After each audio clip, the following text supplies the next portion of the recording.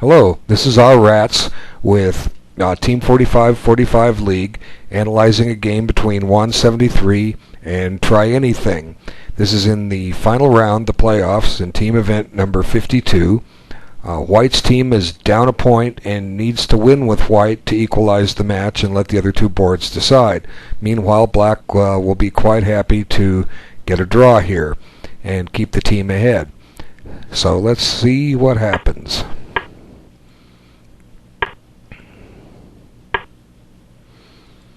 Okay, the exchange French, which is not a bad choice. It has to be played very carefully, though. I've seen both White and Black run into trouble in a hurry on it. But the nice thing about it is it avoids all the mainline French positions.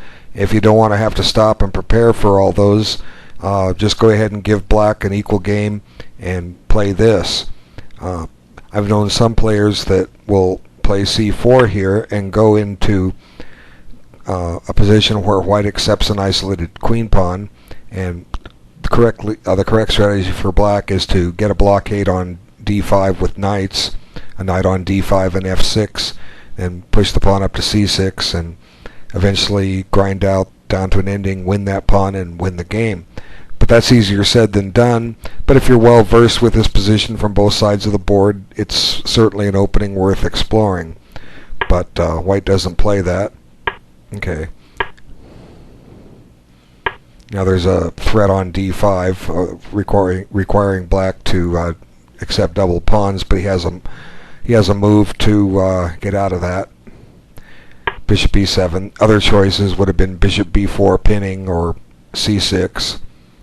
Okay, let's see what happens. Bishop d3. And this is kind of peculiar, but it's okay. It's not a bad move. You have to be careful in positions like this. If the bishop weren't on e7, White would have a tactic. Bishop takes f6, undermining the defender of the bishop on g4, but that's not a problem. So you can't rush into moves like this. Okay, and we're pretty symmetrical, although Black breaks the symmetry somewhat here. What could Black do? I'm not saying knight bd7 is bad, but it does kind of hem the queen in a little bit. Black could castle here. Maybe he's waiting to see which side White will castle. Sometimes that's not a bad strategy. Don't castle until your opponent castles, and then you can castle the same side. But anyway, knight bd7 isn't bad. Okay, h3. And now White certainly probably doesn't want to castle kingside now. He's going to want to castle queenside. So it's under consideration for Black that maybe he'd want to do the same thing, but it's White's move, and Black is still 3 moves away from castling kingside, and it may not be that easy. I'm sorry, 3 moves from castling queenside. And the reason it isn't easy, let's just suppose White moves his queen, then castles long. Black has to move his queen, and the only place to move it is along the a8 a5 diagonal, meaning you have to stop and move the pawn, and then the queen moves, and White's going to put some kind of pressure on e7, just to illustrate. Okay, let's just park the queen on c7 for the sake of nothing else. Okay, although White would have this move, but the point I'm trying to make is Black has a pin, or White has a pin, and Black can't castle, else he dropped his piece. So maybe that's a reason to have played c6 a little earlier, or knight c6, keeping d7 open for the queen so that Black could castle long. Okay. So, indeed, that's what happens. These moves take place, and then Black goes ahead and castles. Now, it's not a given that White's going to have a mating attack here. I'm just saying some people have a preference to castle on the same side as the enemy king, and it's not a bad strategy. Castling kingside here is fine. Black should be able to defend this. Let's see how we progress. Okay.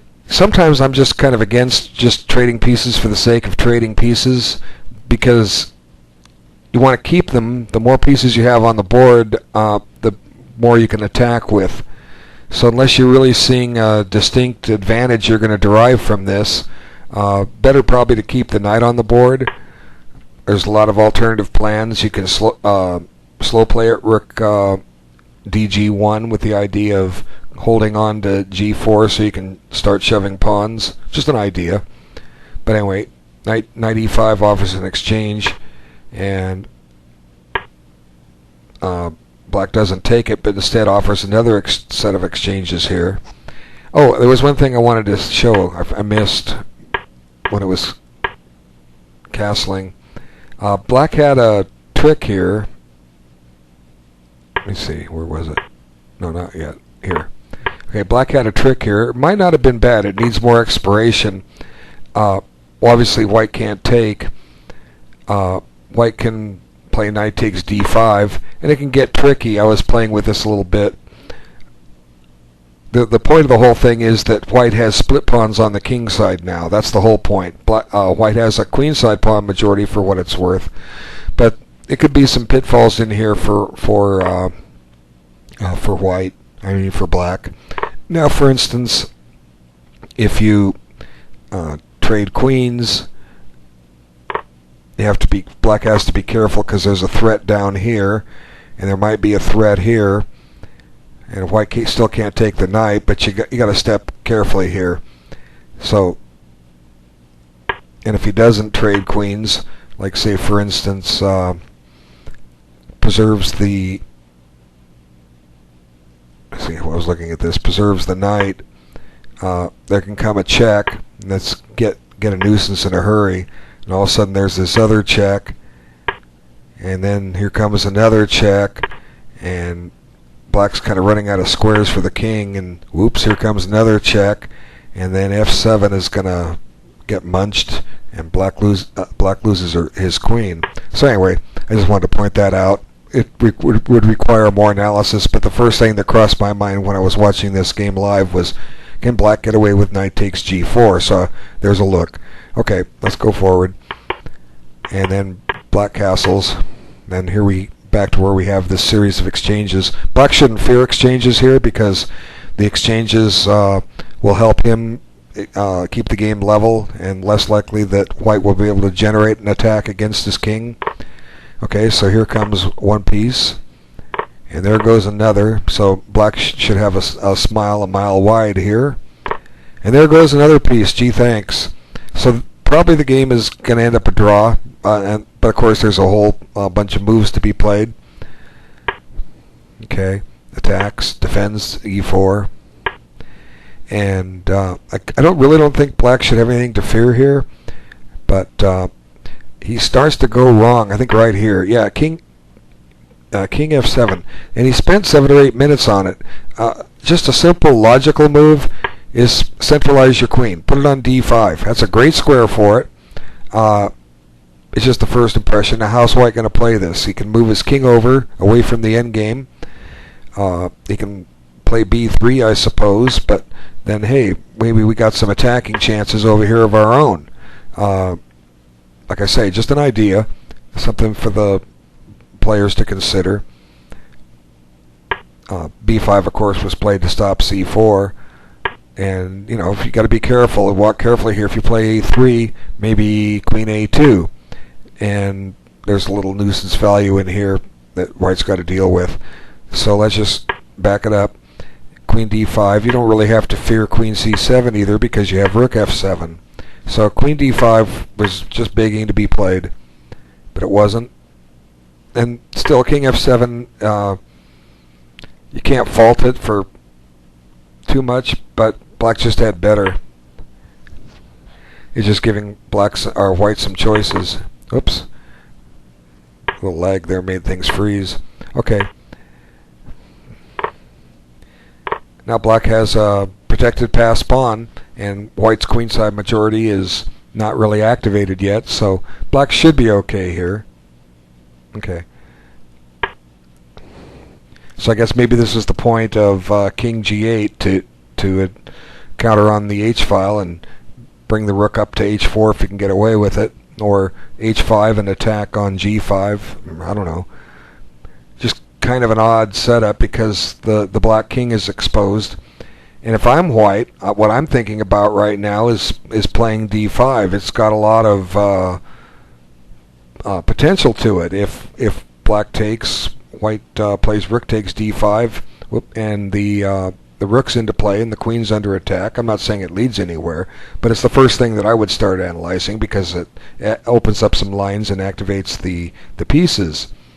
And if black doesn't take, then white may just take and separate or isolate the black pawns on the queen's side. So d5 is probably nothing wrong with that move, but he doesn't play it. He gives a check, and black backs the king up, and that king just looks a little bit out of place there.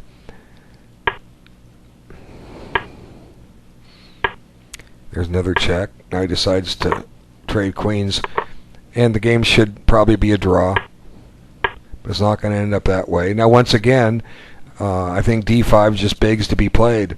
If c5, you push d6, and you're, I don't know if that's any good. You're threatening to check here, but black may have a resource, and you can get your pawn as far as the 7th rank, and then it's going to stop, and then you got problems over here on your pawns. But like I say, it's just a first instinct.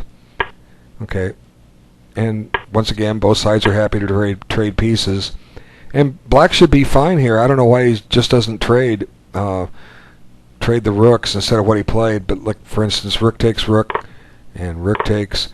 Now, hey, free pawn. What's wrong with that? Somebody tell me what's wrong with that. But, whoops. Played there. And this is risky. I'll tell you why in just a second. Not because might be a bad move. It's just because he's made the decision in 8 seconds. So I have a friend, very strong player, is a FIDE master, and last time I talked to him, he says anytime there's a possibility of a king and pawn ending, I stop. I think I'll take 20-30 minutes and try to figure it out before I even go into it. So unless black is really prepared for this, you shouldn't rush off into a king and pawn ending, because they can get very tricky, and that's exactly what's going to happen here. It's a gamble. Remember, black only needs a draw here. He doesn't need to win. Just needs a draw. So a win is nice, but a draw is better. Draw with black, keep the lead. But what's going to happen is actually, now white's much better here, and it's kind of surprising what happens. That's probably a mistake, but I don't really have time to go into it. What happens here, white to play and do the best he can, stop the video. Okay, you should have started the video now, and the solution you should have returned with is b4. Now what happens is, black runs out of moves here. White has 2 moves in reserve. He can move to a3 and he can move to h4. Black has 1 move in reserve, that's a6. And as soon as that a6 move is exhausted, black must step away from the pawn, and black's going to win this position. Black's, for instance, anyway, he's going to win. I gotta get through this. But he doesn't play it. He plays here. Now, stop the video. Black to play and do the best he can. Okay, should have started it. Now, suddenly, black has a winning position. b4, reversing the favor. White's going to run out of pawn moves. h4, a6, and now the white king must vacate the pawn on d4, and black wins. So black moved too quickly and didn't think, and instead of getting the draw, he had a chance to win, but before that he had a chance to lose, and it didn't happen.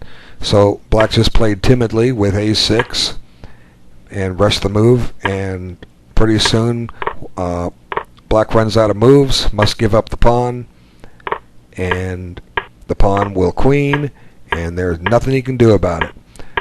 Guys, take your time. You got plenty of time on the clock, and especially in these king and pawn endings, really stop and think. There's no pieces on there, but these things are complex, trust me. Alright, I want to thank everyone for their time. I hope you enjoyed the analysis, and we'll see you tomorrow with a whole bunch of videos because there's a lot of games scheduled. Take care.